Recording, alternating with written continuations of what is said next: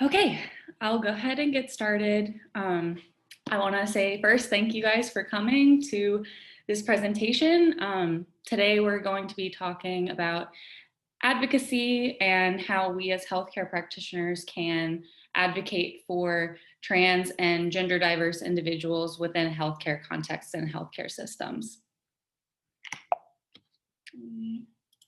Okay, so first kind of just wanted to introduce myself and why this topic is important to me. My name is Anna. I'm an OTD student at the Austin campus location. I am part of the LGBTQIA+ community, and I have many trans and gender diverse friends. We've spoken in the past about how healthcare can be an intimidating, context for this population, and how finding competent practitioners who know about the specific contexts to treat trans and gender diverse individuals is very difficult. So I thought as part of my capstone, I would work to create some educational materials so that we have like a generalized foundational knowledge on how we can provide best practice for this population. So today we are going to be talking about advocacy and the difference between advocating for others and promoting self-advocacy in our clients. We'll talk a little bit about the significance and importance for advocating for systemically stigmatized and marginalized communities. And we will also identify some specific examples and actions to advocate for this population within healthcare contexts. And then again, just a quick table of contents. We'll define it first, significance, specific examples, and then if we have time at the end, we'll go through some case studies together and kind of have a discussion based on what we've learned. So first, I just want to begin with defining advocacy. What does that mean? And of course, because I'm OT, I have to go straight to the OTPF's definition first. But the OTPF defines advocacy as the efforts directed toward promoting occupational justice and empowering our clients to seek and obtain resources to support their health, well-being, and occupational participation. So just participating in their daily activities and their meaningful occupations that they want to. In a more generalized sense, advocacy is defined as the process or act of supporting a specific cause or proposal. And then in a more specific context within health advocacy, that is defined as activities related to ensuring access to care for our clients, support with navigating the healthcare system, mobilizing resources for our clients, addressing health inequities in specific populations, influencing health policies whenever we can, and then creating systemic change through those actions. And then I also wanted to briefly kind of talk about some examples of what advocacy could look like. Advocacy for the person and advocacy for a group or population. And then talk about the difference between advocacy and self-advocacy. So when we're advocating for our clients, that's that advocacy aspect, those efforts undertaken by us, the practitioner, on behalf of our clients, versus promoting self-advocacy in our clients. And that is, those efforts that are to support our clients to advocate for themselves in different contexts. So for example, for the person, this might look like if we're advocating for our clients, we're collaborating with a client to procure reasonable accommodations at a work site, maybe. When we're promoting self-advocacy, this would be, our client themselves request reasonable accommodations or support, maybe to support a learning disability. We might suggest different resources that could be applicable to them or beneficial to them. We're providing that support for them to self-advocate for themselves. In the population or group context, as healthcare practitioners, this could look like educating other healthcare practitioners about inclusive practices, or maybe serving on a policy board of an organization to work towards getting supportive accommodations for a specific group or population. And then in that same vein, for the self-advocacy piece, that would be the client themselves participating in those meetings, maybe partnering with a healthcare administration to develop specific programs within healthcare systems. So main difference is one is us, doing it for them, and the other is them doing it for themselves with our support and our, empowering them to do so for themselves. Okay, just a brief little section about advocacy. Anybody have any questions or comments about that before I move on to our next section?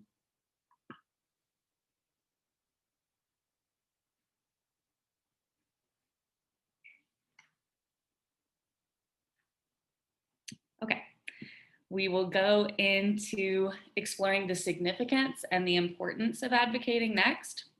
So I first wanted to talk about stigma and how that can work to impact access for this group of people to receiving healthcare.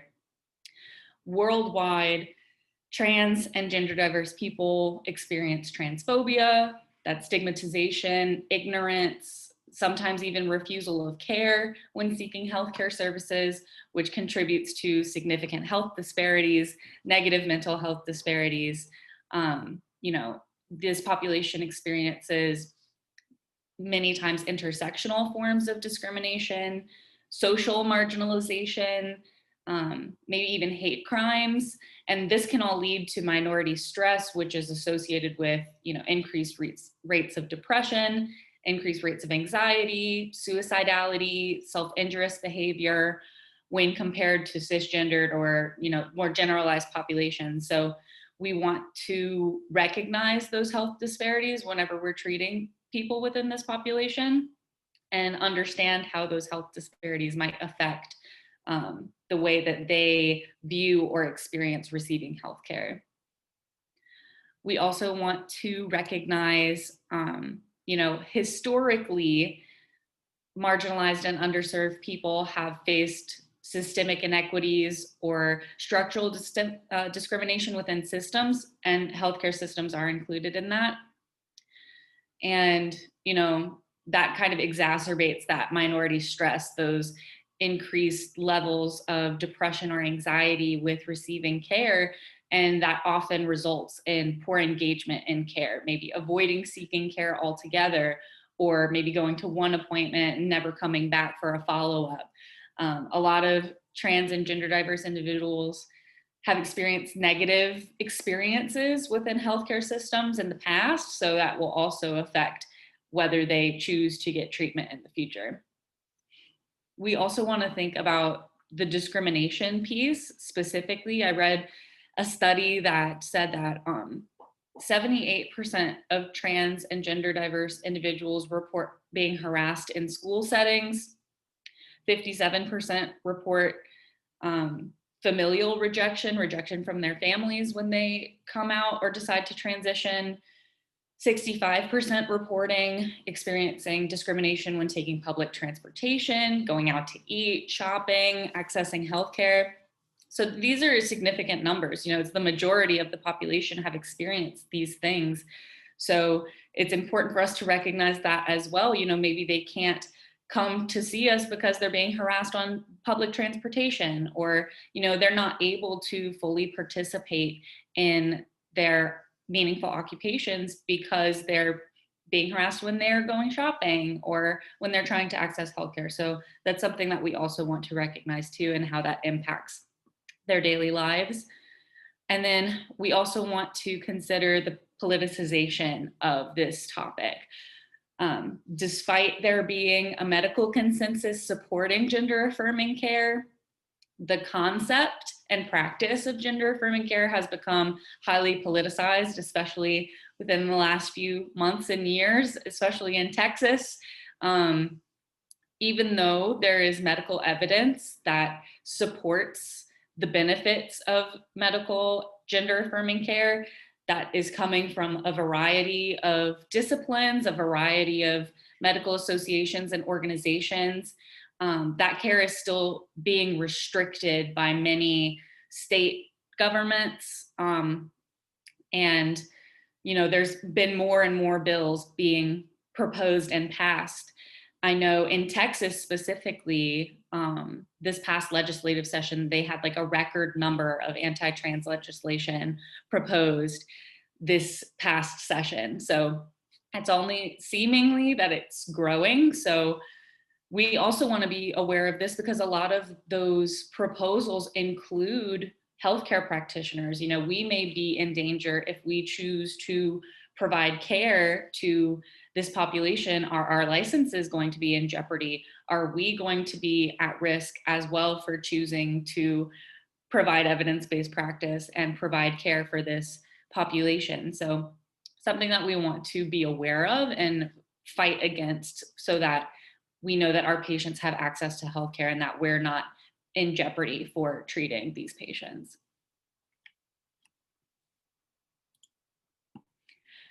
Also wanted to talk a little bit about gender diversity versus diagnosis. So what I'm alluding to when I say that is kind of accepting gender diversity as a normal human experience.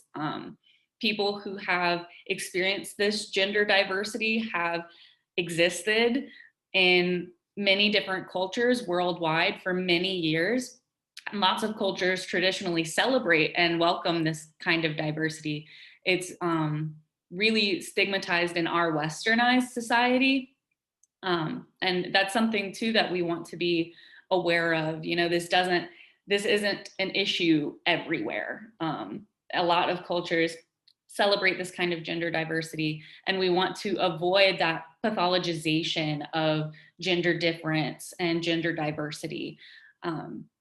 Transgender identities were included in the DSM up until 2013, but it was taken out in 2013 because, we recognize that there's nothing wrong with experiencing gender difference. This is not something that needs to be fixed. It's not a diagnosis to be transgender.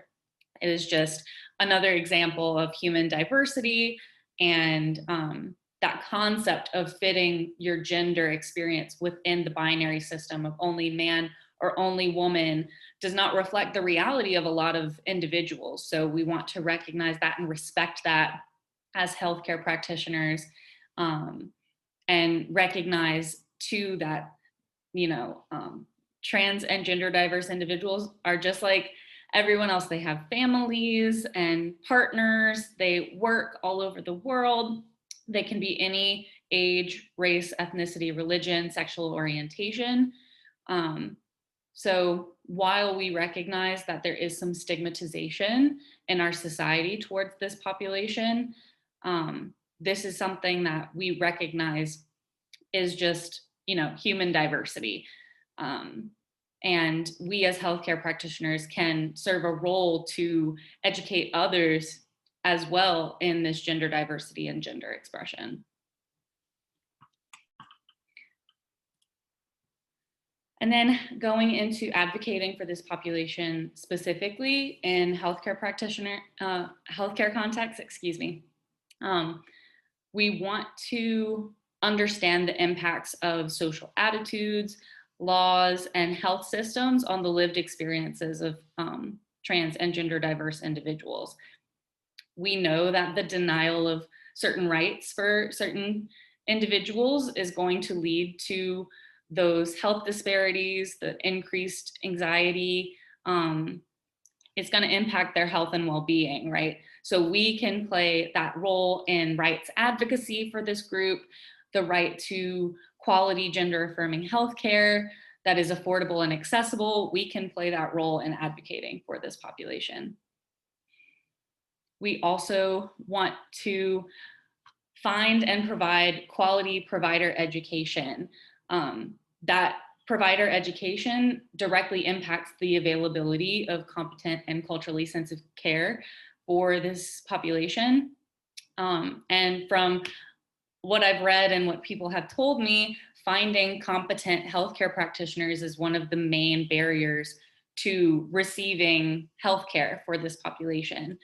And I know that me personally, I did not receive any sort of education about this population. Um, before school, in school, afterwards, I have to seek out this information myself. But even just advocating for the inclusion of this sort of information in maybe in our curriculum, or advocating for our clinic staff to get training on something like this, can really make a difference in that competent, culturally sensitive care for this population. Again, same vein, we want to make sure that frontline staff also get that sort of education, because they're going to play a critical role to ensure that people feel welcome and receive the healthcare services they need. I don't know about y'all, but I've certainly, if you go into a doctor's office and you interact with your doctor and they're great, they're super respectful, they are competent, and you have a great experience with them, but each time you come in or leave, the receptionist is rude to you or disrespectful, maybe using your dead name or different pronouns, you're not going to keep going to that doctor, So we want to ensure that everyone is on the same page, everyone is being respectful, and that our clients feel welcomed from the first interaction that they have in our environment. And we also want to think about maybe being an advocate for our clients within the healthcare system, because healthcare systems are very complex. They can be intimidating for a lot of people, very challenging to navigate at times. And trying to identify a specific provider that is going to provide that gender affirming care, that respectful care, can be very difficult sometimes and be itself a barrier to receiving care. So we as healthcare practitioners can help to link our clients to other gender affirming providers, or providers that we know are allies to the community that are going to, provide that respectful care to our clients. And even if you're in like a hospital system, or maybe your client needs help with health literacy or speaking up for themselves with other healthcare practitioners, we can also serve to be an advocate to help speak up for them as well in those sorts of environment as well. We don't want our clients to feel like they're alone in navigating the system, because it can be confusing and very frustrating to get care for yourself. So we want to assist them with that in any way we can as well. Okay, I know I'm like speaking very fast. I'm trying to get through everything so we can get to the case studies. But any questions or comments on what we've spoken to so far before I move forward to the next section? Get some water.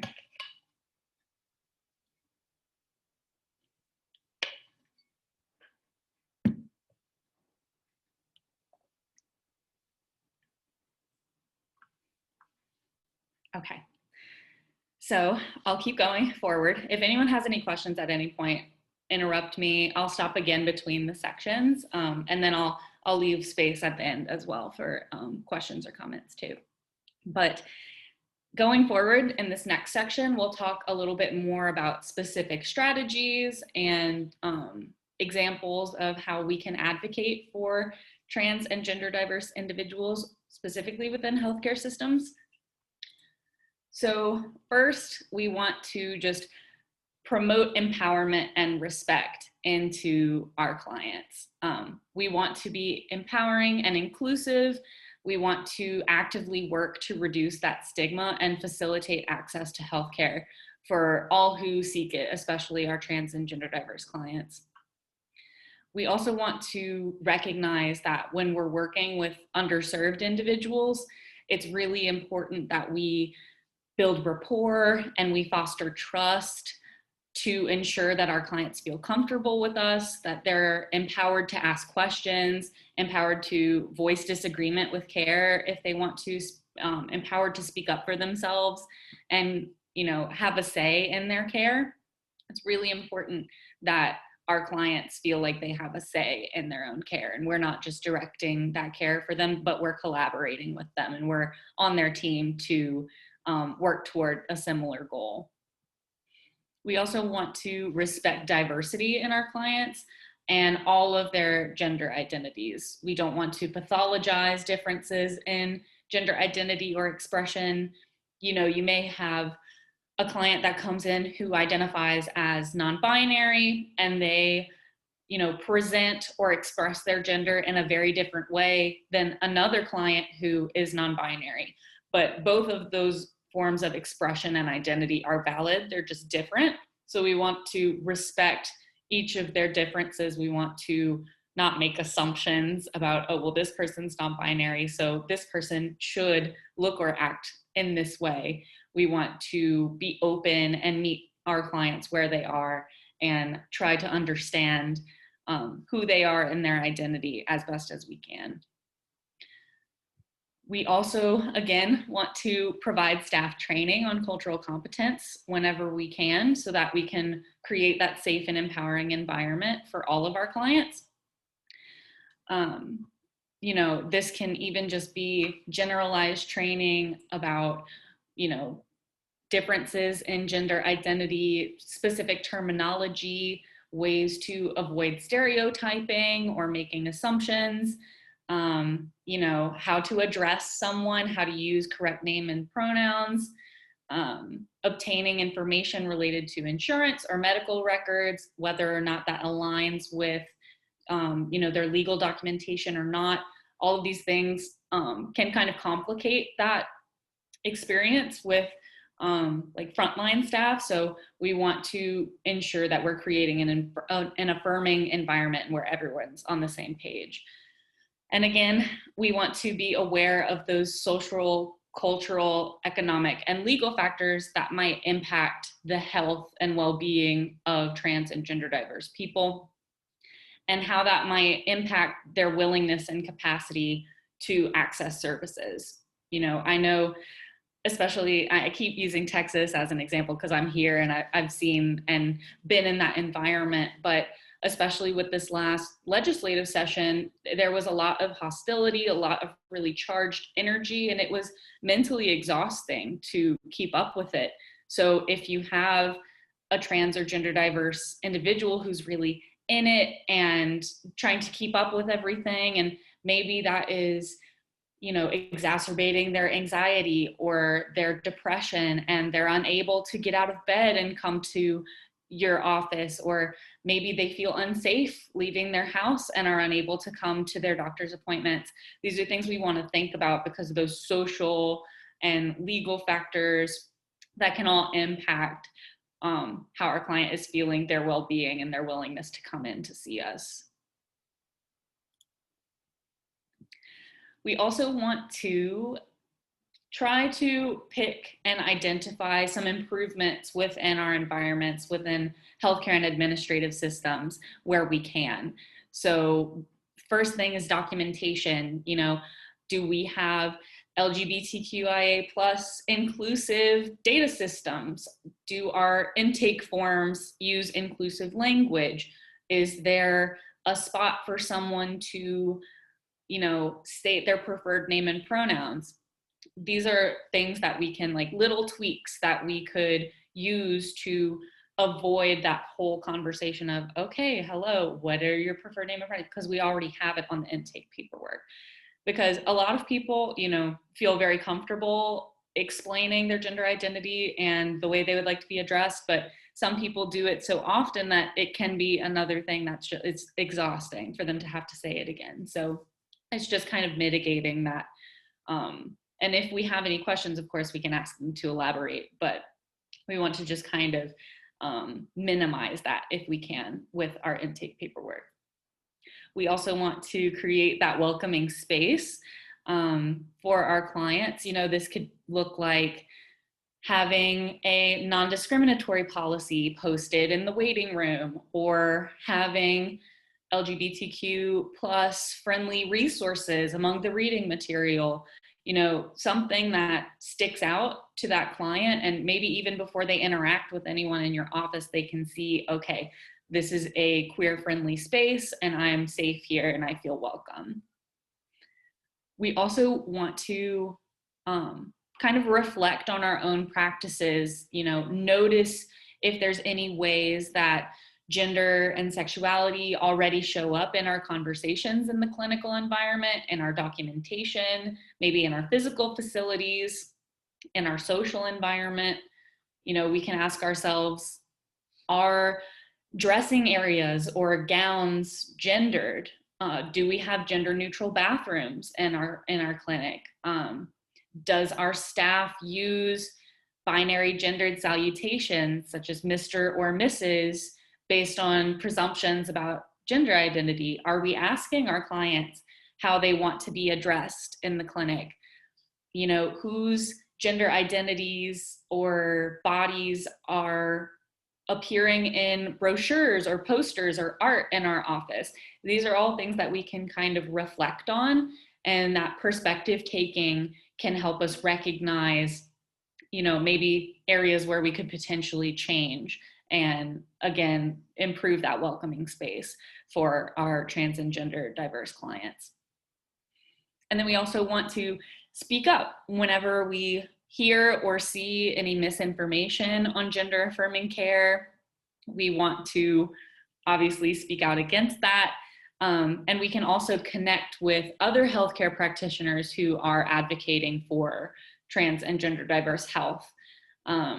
This can help us to help our clients find other providers, connect to other support services, maybe even helping our clients communicate their own gender identity. If we notice there are, you know, talkings around the clinic of someone using the wrong pronouns for that client, we can speak up and correct them and reinforce that correct pronoun use for our clients. So again, we can promote that self-advocacy for our clients, but we can also advocate for them whenever we see the opportunity to. I also wanted to talk about local policy, especially since Texas, it's been very prevalent here.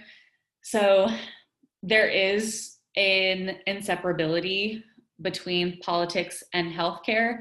And although it can seem like an intimidating role for us as clinicians to insert ourselves in this environment, it can also be an opportunity for us to shape the future of healthcare and advocate for what we feel is important for our clients. So we, one, want to become familiar with current legislation or threats to trans and gender diverse people in our state. There's a website called tracktranslegislation.com that has current information on anti-trans bills. You can sort the information to only show bills that relate to healthcare restrictions in your state. It has a lot of really good information on there. And then once you're there, you can find your representative and write them a message. So the website openstates.org can show you both your state and your federal representatives based on your voting address. And when you click their name, you can find their contact information and you can send them a personalized message. Track Trans Legislation has a template generator. So if you're intimidated, don't really know where to start, there is a template that you can write and structure off of, but the most impactful messages are, of course, going to be the more personalized ones. So we want to put as much of ourselves into it as we can. You know, we can reflect, like, have we worked with any trans or gender diverse clients in the past? Is this legislation going to affect how they receive healthcare? Have we seen how gender affirming services have benefited them? You know, are we passionate about evidence-based practice and concerned about the implications of the legislation? Do we have any trans or gender diverse loved ones or friends whom this would affect negatively? Really, anything that you can think of to put into these are great, so that they can really see that we're coming from a place of this is justified, like we need to, we care about this and this is why. We also want to be visible and encourage others to show support for trans and gender diverse people. You know, this can look like fully showing up yourself to your local government and maybe even speaking out in legislative sessions. social media has really changed the way people share information. We can share information on our social media and speak up about what's going on and the bills that are being proposed. But ultimately, we want to keep the focus on our trans and gender diverse friends. We want to, you know, ultimately oppose the dehumanization of these individuals, the endangerment of these individuals with legislation like this, and center the humanity in these individuals in what we say and do, so that we can uplift their self-determination, their bodily autonomy, and their belonging in spaces, you know, whether that be in healthcare or just in generalized society, because they do belong in spaces. You know, we don't want them to be discriminated against just in everyday spaces. And we also can advocate for our state and local governments to increase funding for programs that enhance the health of trans and gender diverse communities, organizations that provide trauma-informed care, harm reduction approaches, community-centered organizations, collaborative restorative justice, things like that. And finally, we also want to express confidence in our scientific knowledge and gender and how that relates to gender affirming care. We know from scientific research that social and medical gender affirmation benefits this community. And, you know, we should not suggest that these practices are up for debate or that we lack scientific knowledge or evidence to support these practices, because we know there are many medical associations and organizations that have openly supported gender affirming care. We also want to celebrate cultural changes that support identity development. You know, lately there have been increases in trans and gender diverse visibility. And because of that, there's more room culturally for people to explore their gender identity, which is awesome. You know, we as humans, you know, our identity development is normal. You know, we do that whether it's in a gendered sense or not. It's exploring who we are and how we want to present ourselves to the world. People need that time to figure themselves out and try new ways of sharing themselves with the world. And trans and gender diverse individuals should be allowed that space to question their gender identity, to access resources that are going to support them in that process. Of course, we want to use correct names and pronouns. We want to practice so that we get it right. I know a lot of people say that they're afraid to use the wrong pronoun and embarrass themselves. And let me just say that you will get it wrong. Like, you will. I've gotten someone's pronouns wrong many times, but as long as you know, and correct yourself and then you move on and you practice and practice, you will get it over time. And then we also want to connect with people in our lives who share our support for this community and build that power together. The, you know, struggle does not end with just opposing transphobic policies. We want more than just the absence of harm. We want strong, sustainable systems of support that support trans and gender diverse individuals and the LGBTQ community as a whole. Okay, I know that was a lot of information, but we'll go forward with case studies next. I'll stop now if anyone has any questions or comments on any of the the information that I've presented so far. But if not, then we can go straight to the case studies. Anna, thank you for this. This is a really interesting and good information. I just wanted to ask about one of the last things you just said about you're going to get it wrong as far as pronouns. And I recall a couple of terms ago that in course reviews, a student said, or maybe a couple of students said, that faculty were misidentifying a student, and then when they tried to fix it, it made it worse. And so I guess in those students' eyes, it trying to correct the error didn't go well in their perception, and so I just wondered what you thought of that. Yeah, I mean, I think as long as there is effort being put forward to try to, correct oneself, I feel like, we can't control how people perceive if we're putting forth that effort or not. I don't know if that student maybe felt like the effort wasn't being put forward, or maybe they thought that, it's been enough time, they should get it right by now. But I think maybe even if the faculty, I mean, I don't know, you said that was in a like post. Yeah. Course eval. So those are Really, hard.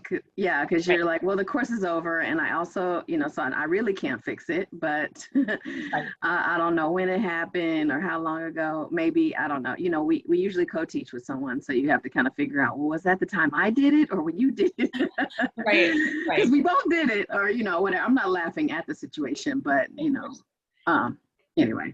right. I mean, I think that you would, like, best case scenario, hope that the student would let you know so you could fix it in real time. But maybe if you knew that post semester, you could bring it up to next semester professors and say, hey, just letting you know, we got this feedback from the student. Just be on the, be aware, these are their pronouns, this is how they want to be addressed, so that hopefully in the future it can be improved upon.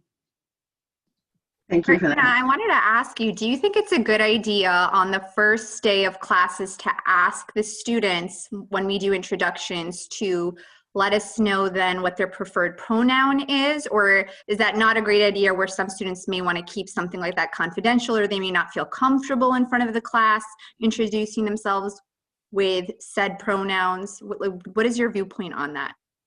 Yeah, I think that's a great question too. I think introducing yourself and presenting initially how you want to be addressed is always great. It's a great opportunity to allow someone right out the gate to say, hey, this is how I would like to be addressed. But like you said, like, that student also might not feel comfortable disclosing that, maybe in front of the whole class, or maybe on the first day, since they don't know, if it's a safe environment for them. It's really hard because you can't control whether a person is going to feel affirmed or uncomfortable by that sort of interaction. I'm in a teaching circle for inclusive instructors, and they discussed recently like a form to get to know your students, and that is, a way to share different aspects of their identity with the staff without having to explicitly say it. And I thought that that was a really good idea, to kind of get to know your students a little bit better without like making them announce it to everyone, because everyone's different on their kind of journey too, so that you don't know if someone's going to feel comfortable or not. But I think that could be a way to kind of get to know your students and get to know that aspect of them, like right off the bat in the beginning of the semester. That's a great idea. Thank you. I'm definitely going to use that. Of course.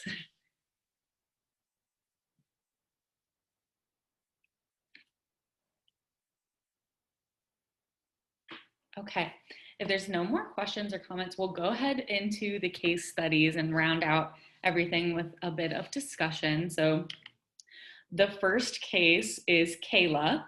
So Kayla is a trans woman who has been referred to outpatient physical therapy 3 times per week for 4 weeks to address an ankle injury she sustained from a skating accident. She came in for her first few visits and was developing good rapport with her therapist. However, she suddenly started no-showing to several appointments in a row, eventually not coming in for therapy at all. Kayla's therapist called her to follow up and check in, and Kayla admitted that she stopped going to therapy because the receptionist used her dead name, Kyle, each time she checked in and left the clinic. The PT addressed this with the receptionist, who admitted that she was confused. Kayla's intake paperwork showed Kayla as the name, but her insurance information said Kyle. The PT also noticed the receptionist using he, him pronouns when discussing her interactions with Kayla. What can the therapist do to mitigate this situation? How could the situation have been potentially prevented? And how can the clinic work to make changes to ensure that this does not happen in the future?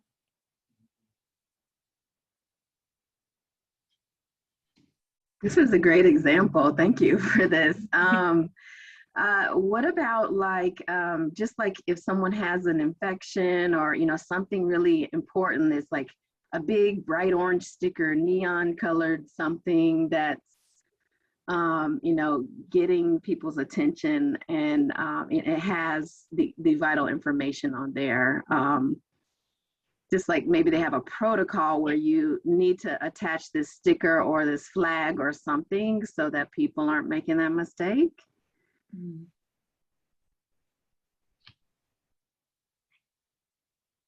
Yeah, I think that's a good thought.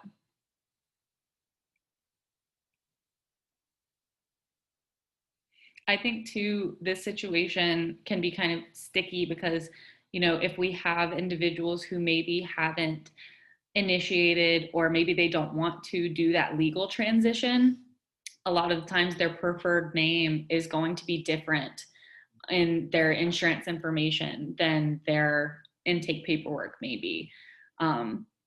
But I think another thing too we could work to is ensuring that when we're documenting, we're using their preferred name as well.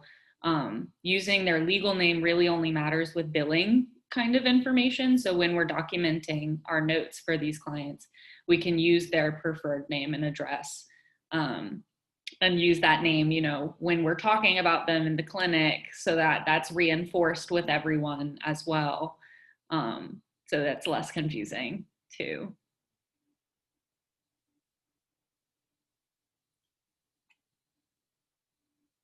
This kind of training that you're doing with us at this place would be good, so everyone understands the importance of it.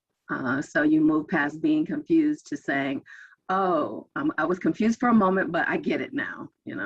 Right, exactly. I think that everyone being on the same page is really great because, if one person understands but another person doesn't, that's going to cause a lot of confusion for the patient and for everyone in the clinic. So yeah, absolutely, providing training and everyone discussing it and being on the same page, for sure. Any other thoughts for Kayla?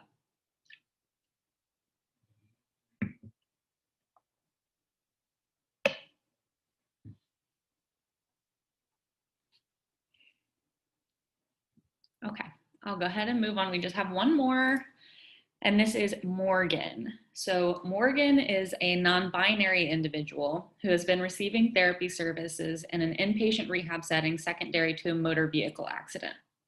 When their OT asks them what has been hindering their occupational participation, Morgan states that they feel uncomfortable in group therapy settings. Most of the other hospital inhabitants misgender them, and Morgan feels othered in communal spaces. Additionally, Morgan states that when they are in the therapy gym, there are only women's and men's bathrooms, so they must wait until they get back to their individual room to use the restroom, as being in gendered spaces causes anxiety and gender distress. What can the OT do to make Morgan feel more included in group therapy?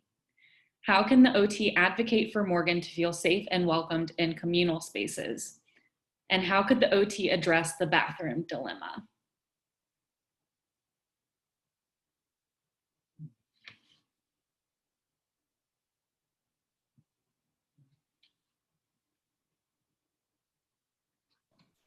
Can the OT advocate for gender neutral restrooms?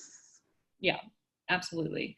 I think having at least one gender neutral bathroom in a communal space is a great way to mitigate this entire situation. And I mean, if both bathrooms could be converted to be gender neutral, I mean, it is just a bathroom at the end of the day. And if that's easier for the facility, that can happen as well. But for sure, at least one gender neutral bathroom or family style bathroom.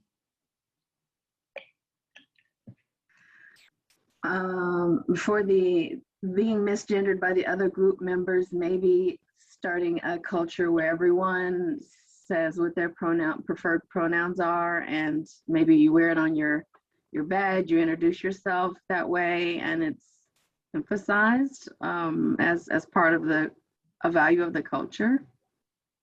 For sure. I think, especially with they, them pronouns, they can really confuse people, and more so than if someone would just switch to a binary pronoun. So I think having like a name tag would be a great way for people to see, the pronouns. I think also, if you're leading a group therapy session, you could reinforce that as well and say, oh, Morgan gets the ball next. They are going to give it to, and so you can kind of speak up for them in that group as well and advocate for others to use that correct pronoun and correct others too, so that Morgan wouldn't have to for themselves if that makes them uncomfortable.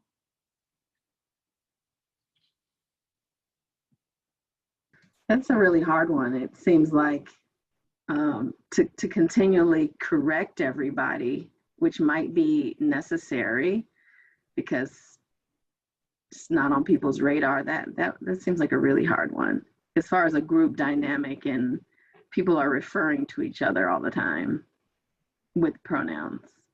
For sure. I know too, maybe if there's multiple group therapy sessions throughout the day, if in particular in one group, they're going to have an individual that's not going to, work to fix the pronoun issue, you could maybe put them in a different group that maybe has more open people.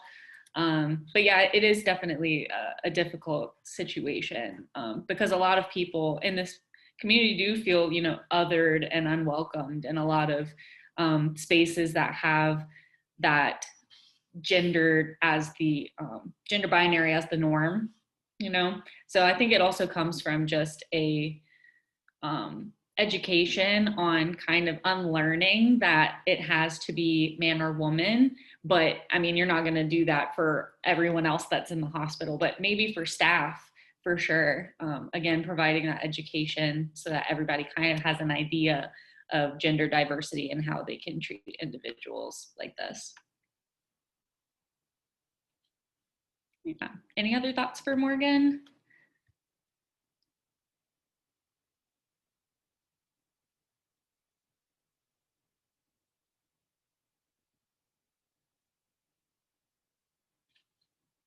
Okay, well, these are my references that I used for this presentation. And I just want to say thank you guys so much for coming and engaging and listening. This topic is very important to me. I'm very passionate about it. So I really appreciate y'all coming and listening. And again, I'll stay behind for any additional questions if you didn't want to ask them in front of the whole group, or I have my email down here if you guys want to ask me any questions outside of this session. And then I'll post the chat one more time.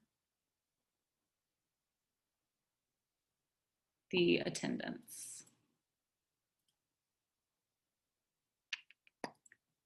Oh, I'm seeing lots in the chat. I'm so sorry, everybody. I was not looking at the chat. Okay, I have a question in the chat that asks if I have any examples of what kind of resources would be beneficial in waiting rooms. I don't have any specifically right off the top of my head. I think there's a lot of really great organizations like the, there's one in my references. This National LGBTQ Health Education Center. They have a lot of really great resources on their site, brochures and just like little packets of information on different topics, all related to LGBTQIA+ issues. So they're a really great resource as well. But again, I think even just like having magazines or art that have queer people represented in them as well would be a great thing as well.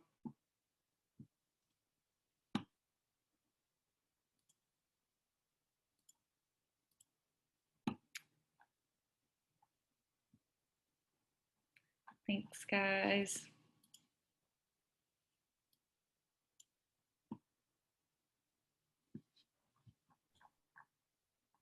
Anna, Mm-hmm. it's Carol. I do have a question here. I can even pop up.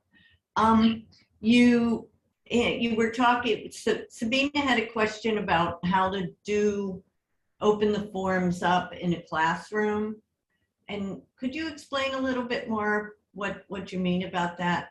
Yeah, absolutely. So the form specifically that we were talking about had a lot of different demographic information on it. It was, are you a first generation student?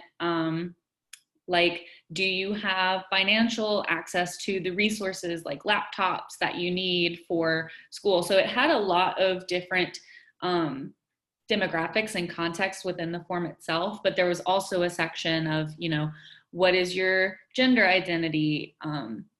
How would you like to be addressed? What kind of pronouns would you like to use when you are addressed in class? So just providing like an open form for people to place their own information as well versus, saying, are you male, female, other? Because that's going to, otherize that individual as well. We want to leave it open and allow them to disclose as much or as little as they want about their identity, but it still at least opens up the floor for us to get to know our students or our clients on a different So it's more or less, it's done individually and privately and shared just with me, the instructor, and right?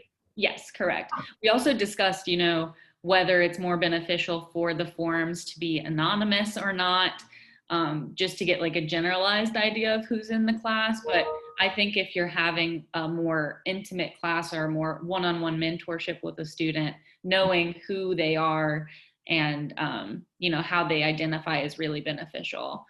But yeah. Thank you. Of Yes. course. Because I do classes and I do individual mentoring. So thank you. Yeah, of course. No problem. All right. Great job. Thank you. Thank you so much. Yes. Go have a great day. You too. Thank you. Thank you. Hello, Anna. Hi. My name is Carolina. I'm a student. I'm an OTD student at Florida in the Miami campus. Mhm. And I actually, first of all, I loved your presentation. You did wonderful. Thank you.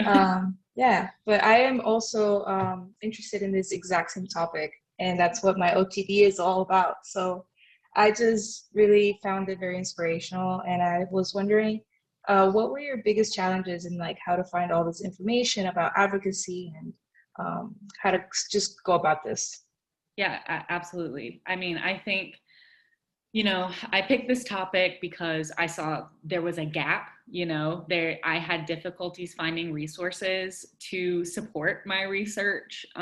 So obviously there's a need to have more added to this topic. I think also with my experience, I had a lot of difficulties finding a site because a lot of the clinics and organizations that provide resources for this population, at least in Austin, are very protective of their clients. They didn't really understand what OT was or how we could benefit this population.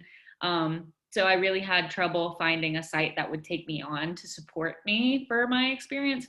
Thankfully, the school, took me on and saw the value in this, and they were like, yeah, we'll just like have you teach other healthcare practitioners. Like, perfect. And it all ended up working out. But I just, Gotcha.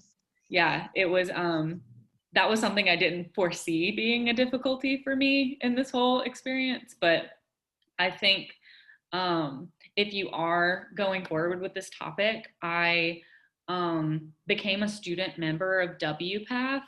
It's the World Professional Association for Transgender Health. And they they just put out an updated standards of care, and I got a lot of my information from there. They were a really great resource for me throughout this whole experience. So Oh, that's wonderful. Do you mind if you write that out in the chat so I Yeah, can? absolutely, for sure. Yeah.